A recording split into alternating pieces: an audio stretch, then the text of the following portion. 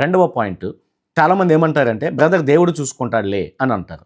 ఒక ప్రశ్న, ఏలియాకి ఆహారం అవసరమైనప్పుడు దేవుడు ఎలాగున ఆహారం ఇచ్చాడు? కాకులను పంపించాడు, అలాగే విధవరాల ద్వారా పోషించాడు. దీన్ని గుర్తుపెట్టుకోండి. క్రైస్తవులమైన మనము ప్రమాదంలో పడుతున్నాము.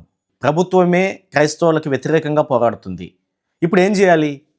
దేవుడే వస్తాడు అంటే దేవుడు ఎవరి రూపంలో వస్తాడు? సాటి వ్యక్తుల ద్వారానే కదా మనకు సహాయం చేయాలి.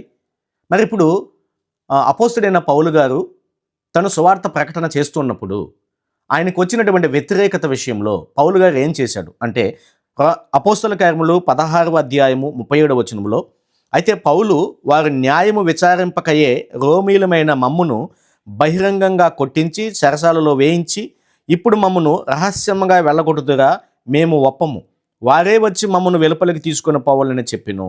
కాబట్టి ఇక్కడ చట్టపరంగానే దేవుని పిల్లలు స్పందించాలి.